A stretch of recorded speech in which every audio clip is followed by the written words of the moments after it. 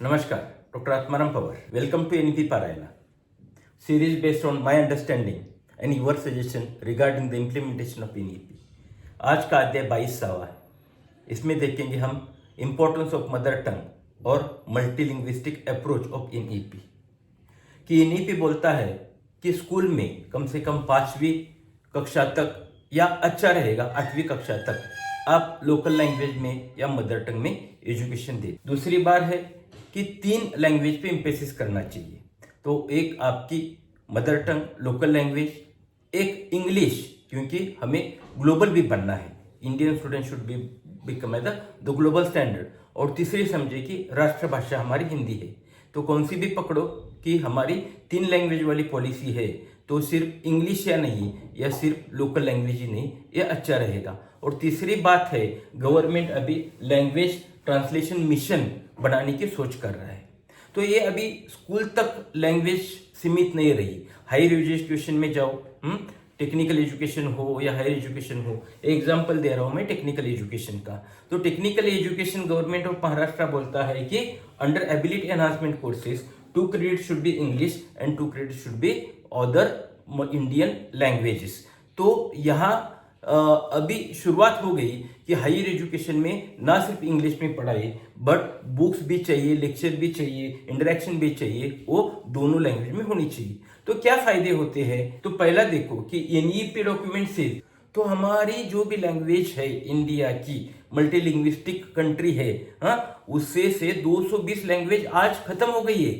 और दूसरा यूनेस्को क्या बोलता है, 197 आर एंडेंजर, मीन्स अभी वो खत्म होने वाली है, नामशेष होने वाली है.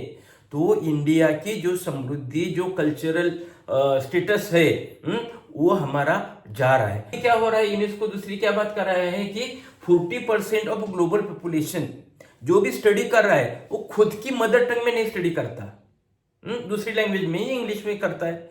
तो प्रॉब्लम आता है कि अंडरस्टैंडिंग में. तो मेरा ये कि promote a critical thinking, to promote critical thinking, logical thinking, creative thinking. It is not marks or it is not a recitation, but understanding of that concept is important, and that concept बहुत easily हमें हमारी language में समझते हैं. नहीं तो आज क्या होता है कि क्रिएटर्स हमारा बहुत एनर्जी लगता है वो इंग्लिश पढ़ने में, दूसरी लैंग्वेज पढ़ने में, और हमारा जो मेन टेम्पो रहता है कि अंडरस्टैंडिंग वो बाजू में रहता है. तो इंस्टेड ऑफ कंसेप्ट अंडरस्टैंडिंग हमारा जोर रहता है कि कम्युनिकेशन पे. मुझे इंग्लिश बोलना आना चाहिए, मुझे इंग्लिश लिखना आना चाहिए, लगे मुझे कुछ कंसेप्ट समझे या नहीं समझे. तो ये बात है इधर कि हमें हमारे कंसेप्ट अच्छे समझेंगे तो हम इंडस्ट्रियलिस्ट भी बना सकते हैं, रिसर्च भी अच्छा निकाल सकते हैं. ये सब रहेगा थिंकिंग पे.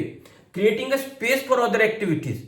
सिर्फ बच्चा वो इंग्लिश के पीछे पढ़ के कि उसका जो भी अदर एक्टिविटी करनी है, खेलना है, कूदना है, अंडरस्टैंडिंग करना है, समझना लेना है, पोएम बोलना है, कल्चर समझना है, वो सब बाजू में रहता है. और सिर्फ फोकस रहता है whether you are well communicable in English और नॉट. तीसरा है क्योंकि बच्चा वो कम्युनिकेट खुद की लैंग्वेज में अच्छा कर सकता है, क्योंकि वो लैंग्वेज की जो भाषा है, न्यूसेंस है, फनी है, ब्यूटी है, वो उसको समझती है ना. वो ऐसा बोल सकता है, अच्छा लिख सकता है, अच्छा अंडरस्टैंड कर सकता है. तो कम्युनिकेशन उसका लोकल लैंग्वेज में हो. तो तीसरा है developing a sense of pride. बराबर है, मैं मराठी हूँ, तेलुगु हूँ, मद्रासी हूँ, गुजराती हूँ, मुझे वो प्राइड रहता है कि मेरा लैंग्वेज है, मेरा कल्चर है. वो कल्चर बोलता है. सुप्रीम कोर्ट बोलता है महाराष्ट्र में कि मराठी में पाठी जो भी नेम प्लेट रहती है शॉप की या एसपी, मराठी में लिखने में क्या प्रॉब्लम है, और कंपल्शन हो गया. तो ये कंपल्शन करने की बात आती है कि एक जगह हमारी खुद की इंडियन लैंग्वेजेस 200 में नामशेष हो रही है, वो दिखेगी नहीं.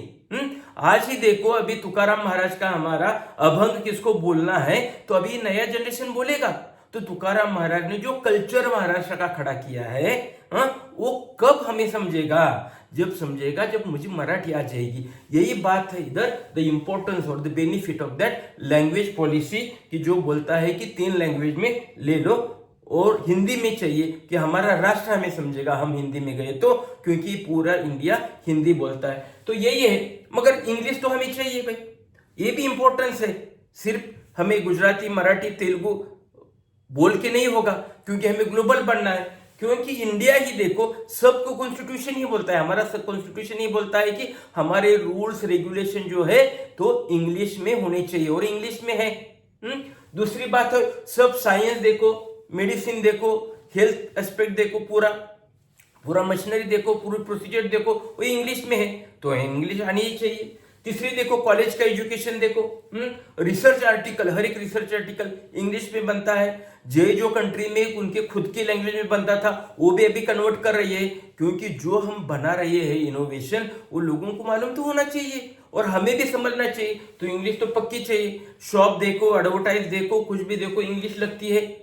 सोशियो इकोनॉमिकल डेवलपमेंट हमारी अभी हो गई है अच्छी, तो पहला हम अभी स्पेंड कर सकते हैं इंटरनेशनल स्कूल पे वगैरह वगैरह। तो क्या होता है कि इंग्लिश में एडमिशन लेते हैं, ठीक है, वो सिटी में ज्यादा चलता है। मगर आज मैं बोलता हूं कि सोनोग्राफी का फर्स्ट गुड न्यूज का भी रिपोर्ट आता है, तो लोग सोचते हैं कि भाई अभी बेटा तो होगा, बेटी तो होगी, वो मेरे कौन से इंटरनेशनल स्कूल में जाएगा, क्योंकि हमारा स्टेटस अभी बड़ा है। तो स्टेटस के लिए हमें इंग्लिश पढ़ना है या अंडरस्टैंडिंग के लिए पढ़ना है, या हमारे पास घर में हमारी कैपेसिटी है, हमारी कैपेसिटी सोसाइटी में कैपेसिटी, हमारे सराउंडिंग में कैपेसिटी है। क्यों बोल रहा हूं, क्योंकि यहां देखो एक्चुअली कि रूरल में वो इंग्लिश से बहुत खराबी हो रही है।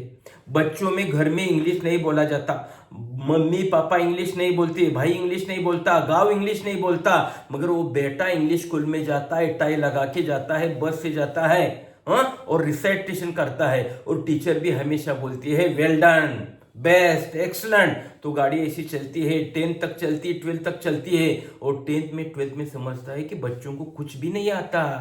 तो ये हो रहा है। तो मैं नहीं बोल रहा हूं कि डीपी साकलिया, वो डायरेक्टर AICTE के, वो भी बोलते हैं कि इंग्रजी शाळांचे आकर्षण म्हणजे आत्महत्या। सिर्फ इंग्लिश सोचना, हर एक ने इंग्लिश सोचना, कैपेसिटी विपेसिटी कुछ सोचना नहीं, कल्चर सोचना नहीं, हमारे गांव में घर में कितना इंग्लिश का माहौल है वो सोचना नहीं, और इंग्लिश मीडियम में हम एजुकेशन लेना सोचेंगे तो ये सुसाइडल का एस्पेक्ट हो सकता है। इधर तक ये सीरियसनेस है। तो इसलिए एक यहां एग्जांपल अच्छे है, बैक टू ZP स्कूल। तो एग्जांपल दे रहा हूं, महाराष्ट्र में कोल्हापुर है, देवी लक्ष्मी का मंदिर है, वहां का एक स्कूल है। देखो, जैसा सिटी में बड़े बड़े इंटरनेशनल स्कूल में रात भर ऐसी भीड़ लगती है, वैसी भीड़ उधर लगती है, क्योंकि people salute to the teachers and to the school for their overall teaching learning. Marathi में नहीं, इंग्लिश में भी पढ़ाते हैं, और टीचिंग का दर्जा है। और फी कितनी रहेगी?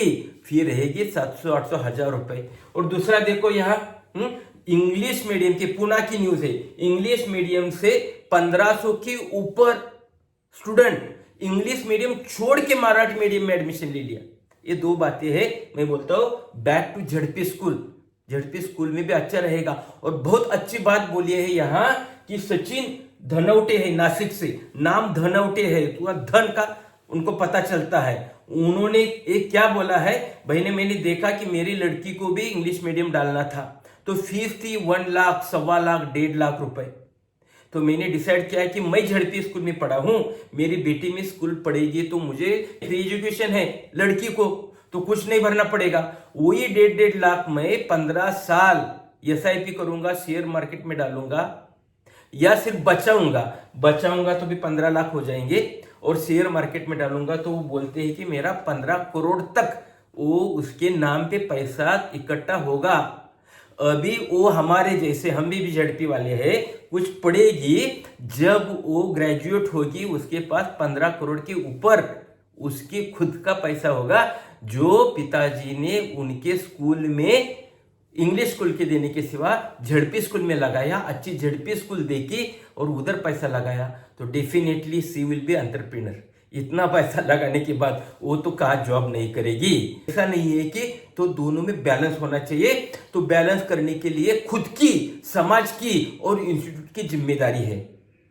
देखो ये 2011 की बात है, उस time English as the first language वाले जो लोग थे, तो उसका परसेंटेज था 0.02%। अभी बड़ा भी रहेगा 10-12 साल में, तो ये 2% भी नहीं हुआ है, इतना नहीं होता है। तो जिनकी फर्स्ट लैंग्वेज इंग्लिश है उनका परसेंटेज इंडिया में इतना कम है कि हिंदी का 44% है, हमारे बंगाली का 8% है, मराठी का भी 6 के ऊपर है। ये सब प्रोपोर्शन देखो तो हमारा प्रोपोर्शन मदर टंग जो है हिंदी है, जो राष्ट्रभाषा है हमारी, फिर भी हमारे हर एक को लगता है कि मैं ग्लोबल बन जाऊं। तो यहां भी देखो ट्राई करने से क्या होता है। एमपी है हमारे महाराष्ट्र से नीलेश लंके जी, तो उनकी ओथ के पहले बहुत डिस्कशन था, पेपर में थे कि वो तो क्या मराठी में बोलेगा, उसको क्या इंग्लिश आता है। तो आई सैल्यूट लंके सर।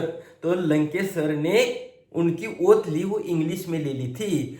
तो मन में लिया तो मराठी आदमी भी इंग्लिश बोल सकता है, उनका पूरा लाइफ मराठी में गया। मगर ये हो सकता है, दूसरा एग्जांपल मैं दे रहा हूं कि जिला परिषद झड़पी का स्कूल नासिक से है, वो तो उनका ट्रेनिंग इंग्लिश का इतना अच्छा देते हैं कि उनके स्टूडेंट बड़े बड़े स्पेलिंग भी डिजाइन कर सकते हैं, लिखते हैं, बोलते हैं। तो क्या है बात कि बुरा मत मानो, इंग्लिश से भी, इंग्लिश भी पढ़ाओ, मराठी भी पढ़ाओ, गुजराती भी पढ़ाओ, तो उनका अंडरस्टैंडिंग भी होगा। और थोड़ा कष्ट अच्छा लेंगे, सिस्टमेटिक जाएंगे, तो हमारे बच्चे इंग्लिश में भी हो जाएंगे। मगर हमारा होता है क्या, इंग्लिश नहीं बोलता तो अच्छा नहीं, वो क्वालिटी वाला नहीं, उसको कुछ समझता नहीं। होता है क्या कि वी ओनली इंसिस्ट इंग्लिश बोलो तो आप बहुत होशियार। तो मैं भी बोलता हूं, मैंने भी मेरे बीफाम में 4 साल मुंडी डाउन था, मैं बोलता नहीं था क्लास में। आज मेरे 300 के ऊपर टॉप हो गए। Intentionally I am speaking in Hindi यहाँ, क्योंकि मेरा एनईपी का पारायण घर घर में पहुंचे, तो अंडरस्टैंडिंग है। मैं इंग्लिश में बोलूंगा तो नहीं पहुंचेगा। तो पहला है कि not insist only on the English, उनको उनके लैंग्वेज में भी बोलने दो। बुक्स भी तैयार करो। तो do not under estimate Indian languages, क्योंकि बच्चा रिसर्चर होने का, बच्चों ने कुछ इंडस्ट्री निकालनी है, तो उसको समझना चाहिए कंसेप्ट, सिर्फ कम्युनिकेशन से बोलने वाला नहीं है। तो ये दोनों देखो, तो प्रैक्टिस दोनों भी लैंग्वेज करो। तो 3 लैंग्वेज जो बोला है, हिंदी भी करो, आपकी लैंग्वेज भी करो और इंग्लिश करो। हमें ग्लोबल कॉम्पिटेंसी भी चाहिए, मगर विथ अंडरस्टैंडिंग चाहिए, वो हमें देखना है। तो हमें मल्टीलिंगुअल पॉलिसी को एक्सेप्ट करना है, प्रमोट करना है, क्योंकि for better understanding, for improve our thinking and to produce our students as entrepreneur, businessman ऐसे बनने चाहिए कि रट्टा मार के मार्क्स कमाए और जॉब कर रहा है, नहीं भी बंद करना चाहिए हमें। At the same time our student should be global student, उनको इंग्लिश आनी ही चाहिए। साइंस एंड लॉ उसको पढ़ना है, समझना है, तो भी इंग्लिश चाहिए। और इक्वालिटी चाहिए, भाई हिंदी बोलता है तू भी अच्छा है, मराठी बोलता है तू भी अच्छा है, इंग्लिश बोलता है मराठी के साथ तो सबसे अच्छा है। तो थोड़ा सा चांस दे लो सबको। सिर्फ इंग्लिश का बैनर लगाएगी, इंग्लिश बोलता है तो ही स्कूल में एडमिशन मिलेगा, माताजी पिताजी इंग्लिश बोलते हैं तो ये सब बहुत कंडीशन है। ये सब समझ के हम आगे जाएंगे तो हम बोलेंगे कि हमारे बच्चे क्वालिफाइड ही नहीं, लर्नर बनेंगे, दिमाग वाले बनेंगे। तो इसलिए ये मेरी बात चलती है। आज का अध्याय अभी 22 हुआ। चिरयूर आठी एक स्टूडेंट है, स्टूडेंट भी हम मेरा वो पारायण देखते हैं, वो बोलते रियली वांटेड टू से thank you for daily dose of your NEP. यहाँ है पोल सेट्टीवार, वो MIT कॉलेज है, उनके हमारे प्रोफेसर है, वो बोलते very nicely narrated for easy to understand to the community. जो मैं सिंपल बोलता हूँ लोगों को अच्छा लगता है। या साइंटिस्ट है इनएन चौहान, वो बोलते हैं excellent lecture based on the real fact. जो रियल फैक्ट मैं बोलता हूँ, जो पढ़ता हूँ, देखता हूँ, जो भी एनईपी का पॉलिसी लिखा है उसके आगे